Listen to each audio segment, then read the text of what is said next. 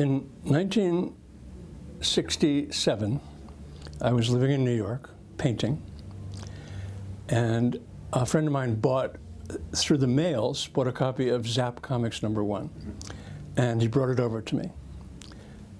And I read it, and 3 pages in, I thought, how did this guy get inside my head?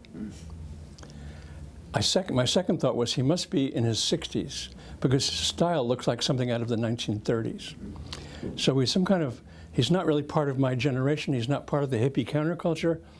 He just dropped in from somewhere else, and someone discovered him and came out with this great comic. Of course, none of that was true.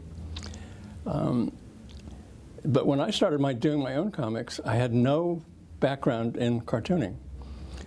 I used the wrong pen, I used the wrong paper, I used the wrong ink.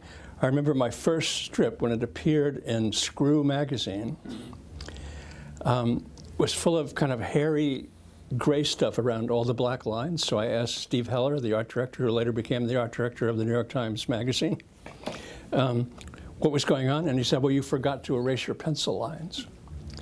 So, you know, a very basic thing you have to know about cartooning is you work in pen and ink. When it's all dry, you erase the pencil lines so the camera doesn't pick them up. So that's the kind of thing I had to learn from scratch. Where did I get my style? That's a good question. Where does anybody get their style? Sometimes people imitate other people, and the style evolves out of imitation.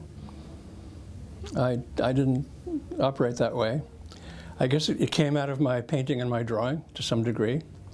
And it came out of looking at the early undergrounds, looking at Robert's work, looking at S. Clay Wilson, looking at Robert Williams.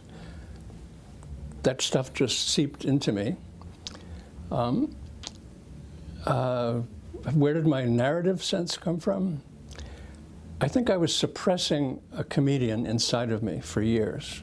I wanted to make people laugh. And you make them laugh through storytelling. So I was repressing something going on inside of me for all the time I was painting.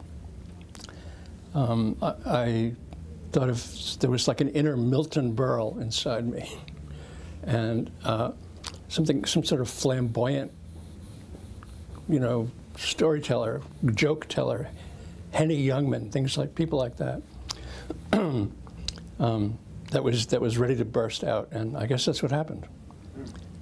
I learned by being published. I still tell my students who I teach, the best way to learn is to reproduce the work at a reduction and look at it. You can do that by going to a copy machine. You take your 10 inches by 15 inches comic page, put it on the glass, reduce it 75%, and look at it. You will see it through different eyes. The minute you see your own work through other eyes, which is the other eyes of reproduction, you learn a lot. You learn a lot. Is my lettering too small? Is my lettering too big? All the technical craft of cartooning I learned through being published. I was lucky.